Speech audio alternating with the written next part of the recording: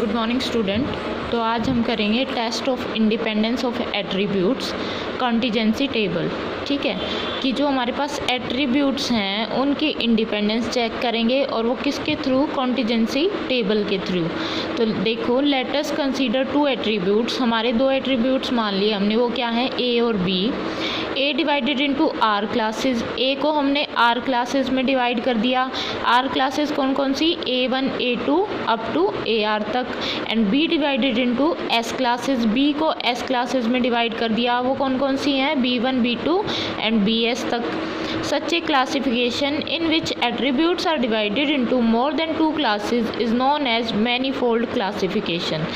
एक ऐसी क्लासिफिकेशन जिनमें हमारे एट्रीब्यूट्स हैं उनको हम दो से ज़्यादा क्लासेस में डिवाइड करते हैं, तो उसको हम बोलते हैं मैनीफोल्ड क्लासिफिकेशन।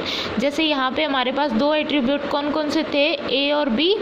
और ए को हमने कितनी क्लासेस में डिवाइड किया, आर क्लासेस में। और बी को कितनी क्लासेस में डिवाइड किया, एस क्लासेस में। मतलब कि क्या हो गया, ए और बी को हमने दो से ज़्यादा क्लासेस में डिवाइड किया है। इसका मतलब इनमें कितनी कैसी क्लासिफिकेशन होगी, ये मैनीफोल्ड क्लासिफिकेशन होगी। ठीक है, जब हम एट्रीब्यूट्स को दो से ज़्यादा क्लासेस में डिवाइड करते हैं तो उसको बोलते हैं मैनीफोल्ड क्लासिफिकेशन।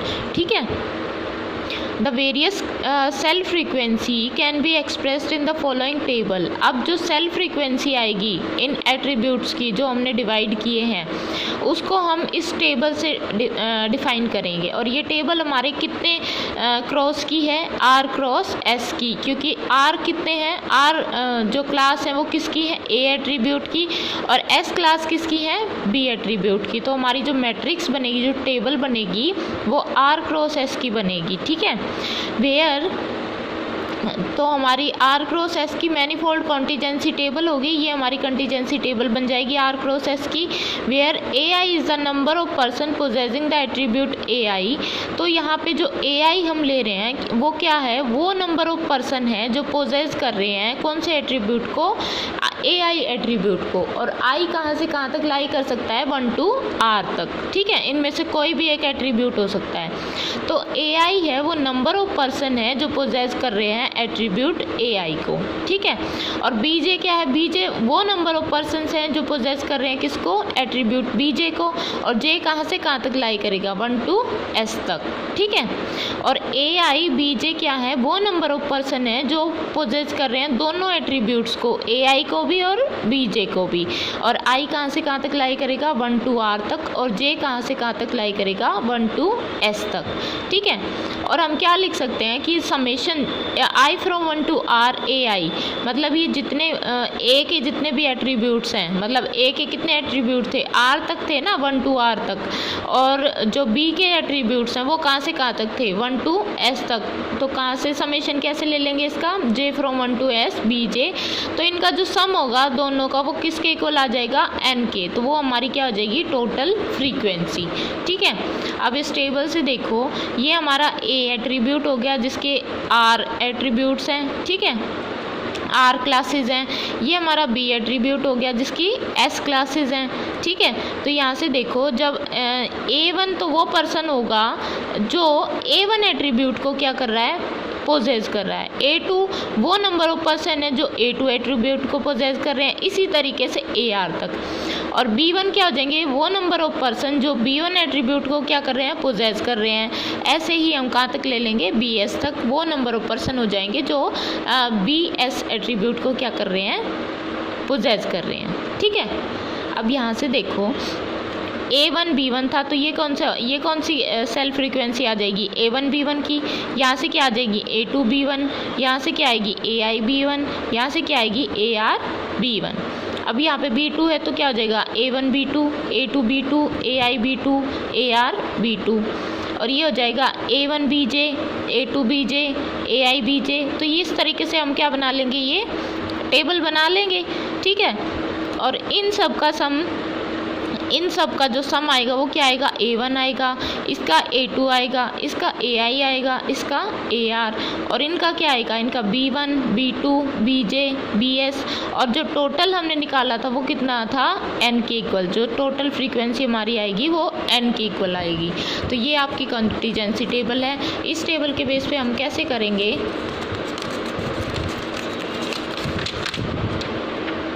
अब आगे देखो। The problem is to test if the two attribute A and B under consideration are independent or not। हमने क्या स्टार्टिंग में ही हमने क्या पढ़ा था कि हम एट्रीब्यूट्स का इंडिपेंडेंट चेक करेंगे। इसमें to test the independence of attribute हम क्या यूज़ कर रहे थे, कॉन्टीजेंसी टेबल। तो हमने जो पीछे कॉन्टीजेंसी टेबल बनाई है उसके बेस पे हम क्या देखेंगे कि जो हमारे दो एट्रीब्यूट्स हैं A और B, क्या वो एक दूसरे के इंडिपेंडेंट हैं, ये चेक करेंगे। वो कैसे चेक करेंगे, हम अंडर द नल हाइपोथेसिस, हम नल हाइपोथेसिस सेट कर लेंगे कि हमारे जो एट्रीब्यूट्स हैं वो क्या है, इंडिपेंडेंट है। तो under the null hypothesis that the attributes are independent, the theoretical cell frequency are calculated as follows. तो जो हमारी सेल फ्रीक्वेंसी आएंगी, थ्योरेटिकल सेल फ्रीक्वेंसी कौन कौन सी, जो हमारी नंबर ऑफ सेल्स हमने जैसे पीछे निकाली थी, कैसे, ये हमारी सेल हैं, ये हमारी ये नंबर ऑफ सेल्स हैं, ठीक है। ये फर्स्ट होगी, सेकंड, थर्ड। तो ये सेल फ्रीक्वेंसी, फर्स्ट सेल की फ्रीक्वेंसी A1 है, A2 है, AI है, ठीक है। ये क्या हो जाएंगी, सेल फ्रीक्वेंसी, A एट्रीब्यूट की होगी ये। तो हम सेल फ्रीक्वेंसी निकालेंगे थ्योरेटिकल, कैसे कि जो प्रोबेबिलिटी ऑफ AI आएगा वो किसके इक्वल आएगा, probability that a person possess the AI attribute, कि ये किसकी प्रोबेबिलिटी हो जाएगी, उस पर्सन की प्रोबेबिलिटी हो जाएगी जो कौन से एट्रीब्यूट को पोजेस कर रहा है, AI एट्रीब्यूट को। तो वो क्या आ जाएगा, AI divide by total frequency कितनी थी हमारी, N, ठीक है। तो AI बाई N आ गया, और I कहाँ से कहाँ तक लाई कर रहा है, 1 to R तक, ठीक है। और जब हम BJ के लिए निकालेंगे प्रोबेबिलिटी ऑफ BJ, तो वो क्या आ जाएगा, वो नंबर ऑफ पर्सन जो पोजेस करे कौन से एट्रीब्यूट को, BJ एट्रीब्यूट को, ठीक है। तो उसकी फ्रीक्वेंसी क्या आ जाएगी, प्रोबेबिलिटी क्या आ जाएगी, BJ मतलब फेवरेबल केसेस क्या है, BJ, और divide by total number of frequency वो कितनी है, N, और J कहाँ से कहाँ तक लाई करेगा, 1 to S तक, ठीक है। अब इसके बाद जब हम उन पर्सन की प्रोबेबिलिटी निकालेंगे जो दोनों एट्रीब्यूट्स को पोजेस कर रहे हैं, वो कौन कौन से, AI और BJ को। अब हम मान के चल रहे हैं कि हमारे एट्रीब्यूट है वो इंडिपेंडेंट है। तो इंडिपेंडेंट का केस आपने पढ़ा था जब प्रीवियस में, तो प्रोबेबिलिटी ऑफ AI BJ किसके इक्वल हो जाता है, probability of AI into probability of BJ। ये इंडिपेंडेंस की क्या थी, हमारी प्रॉपर्टी थी, ठीक है। तो प्रोबेबिलिटी ऑफ AI BJ किसके इक्वल हो जाएगा, probability of AI into probability of BJ। ये किसके अकॉर्डिंग आया, by the compound probability theorem, since the attribute AI BJ are independent under the null hypothesis, ठीक है। तो जो कंपाउंड प्रोबेबिलिटी थ्योरम थी उसके अकॉर्डिंग जो AI BJ है वो इंडिपेंडेंट है अंडर द नल हाइपोथेसिस। वहाँ से हमने क्या रिजल्ट निकाला, probability of AI BJ equal to किसके हो जाएगा, probability of AI into probability of BJ। अब प्रोबेबिलिटी ऑफ AI की वैल्यू हमारे पास यहाँ से निकल गई थी, वो क्या थी, AI बाई N, यहाँ पुट कर दिया। प्रोबेबिलिटी ऑफ BJ की वैल्यू भी यहाँ से निकल गई थी, वो क्या थी, BJ बाई N, यहाँ पुट कर दिया, ठीक है। अब इसके बाद देखो कि अगर हम लेते हैं AI BJ नोट, वो क्या होता है, expected number of person possessing both attributes AI and BJ। अब हम इनकी क्या निकाल रहे हैं, एक्सपेक्टेशन निकाल रहे हैं, ठीक है। एक्सपेक्टेशन निकालते हैं तो क्या हो जाएगा, जो टोटल फ्रीक्वेंसी के साथ हम किसको मल्टीप्लाई कर देंगे, जो दोनों की प्रोबेबिलिटी है, ठीक है, number of person possessing the both attribute AI and BJ, ठीक है। तो इसको किससे मल्टीप्लाई कर देंगे, N से। जब हम इसको N से मल्टीप्लाई करेंगे तो यहाँ देखो इसकी वैल्यू AI BJ की वैल्यू क्या थी, AI by N BJ by N, और फिर मल्टीप्लाई बाई N, तो एक N कैंसिल हो गया, बच गया क्या, सिर्फ एक N, ठीक है।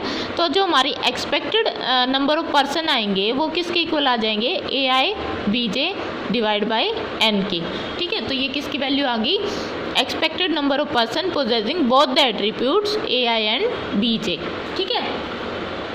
अब देखो by using this formula we can find out expected frequency for each of the cell frequency. तो ये जो फॉर्मूले आए हमारे पास, जैसे ये फर्स्ट वाला, सेकेंड और ये, तो इन फॉर्मूलाज को यूज़ करके हम क्या कर सकते हैं, जो सेल फ्रीक्वेंसी है, हर एक जितनी भी सेल हैं हमारे पास, उन सब की क्या निकाल सकते हैं, एक्सपेक्टेड फ्रीक्वेंसी निकाल सकते हैं। ठीक है, under the null hypothesis of independence of attribute. तो कौन सी नल हाइपोथेसिस लेके चल रहे थे हम, कि हमारे जो दोनों एट्रीब्यूट है वो इंडिपेंडेंट है। अगर वो इंडिपेंडेंट है तो हम इन फॉर्मूलाज को यूज़ करके जो हर एक जितनी भी सेल हैं हमारे पास, सेल फ्रीक्वेंसीज हैं, उनकी जितनी भी सेल हैं उनकी भी एक्सपेक्टेड फ्रीक्वेंसी निकाल सकते हैं। ठीक है, The exact test of independence of attribute is very complicated, but a fair degree of approximation is given for large samples by the chi-square test of goodness of fit. वैसे तो अगर हम exact test निकालें इसका independence of attribute का, तो ये बहुत क्रिटिकल हो जाता है, कॉम्प्लिकेटेड हो जाता है। तो इसलिए हम इसका अप्रोक्सीमेशन करते हैं किससे, chi-square टेस्ट से। तो chi-square goodness of fit test हमने निकाला था, जैसे वो किसके इक्वल था, fi माइनस EI का होल स्क्वायर बाई EI था। अब उस टाइम पे हमारे पास सिर्फ एक ही क्या होता था, वेरिएबल होता था। अब यहाँ पे हमारे पास दो वेरिएबल्स हैं, दो एट्रीब्यूट्स हैं, वो क्या है, AI और BJ। तो यहाँ पे कंबाइंड निकलेगा उनका, तो वो कैसे निकलेगा, summation I from 1 to R, J from 1 to S, AI BJ minus expected, ये तो होगी ऑब्जर्व्ड फ्रीक्वेंसी AI BJ की, ये क्या कौन सी होगी, एक्सपेक्टेड, जहाँ पे नोट लगा है वो क्या है, एक्सपेक्टेड फ्रीक्वेंसी का whole square divide by expected frequency of AI BJ। ठीक है, तो यहाँ पे ये क्या आ जाएगा इस फॉर्म में कि समेशन J Fij जो इनकी ऑब्जर्व्ड फ्रीक्वेंसी थी माइनस एक्सपेक्टेड फ्रीक्वेंसी, वो क्या है, EIJ का whole square divide by EIJ। तो ये हमारी टेस्ट स्टैटिस्टिक बन जाती है जब हम एट्रीब्यूट्स की इंडिपेंडेंस चेक करते हैं। ठीक है, वहाँ पे गुडनेस ऑफ फिट चेक कर रहे थे तो वो हमारी टेस्ट स्टैटिस्टिक बन जाती थी। अब ये क्या बन जाएगी, ये वाली टेस्ट स्टैटिस्टिक बन जाएगी किस केस में, जब हम क्या चेक करेंगे, इंडिपेंडेंस ऑफ एट्रीब्यूट्स। ठीक है, तो यहाँ पे Fij क्या, हमारी observed frequency for contingency table category in column I and row J, EIJ क्या है, एक्सपेक्टेड फ्रीक्वेंसी हो जाएगी। तो अब इस chi-square वेरिएट की डिग्री ऑफ फ्रीडम कैसे निकालेंगे, डिग्री ऑफ फ्रीडम कैसे निकालते हैं कि जितने नंबर ऑफ हमारे पास नंबर ऑफ क्या थी, सेल थी, मतलब एट्रीब्यूट्स थे, उनमें से एक माइनस कर देते हैं, तो यहाँ क्या हो जाएगा, R-1 इंटू S-1, तो ये इसकी हो गई डिग्री ऑफ फ्रीडम। ठीक है, तो ये हमारा टॉपिक था इंडिपेंडेंस ऑफ एट्रीब्यूट्स, किसके थ्रू निकाला, कॉन्टिजेंसी टेबल के थ्रू। अब ठीक है, इसके बाद ये रिमार्क हम नेक्स्ट क्लास में करेंगे, इसके बाद फिर कुछ क्वेश्चन करेंगे, तब तक आप ट्राई करते रहना ये।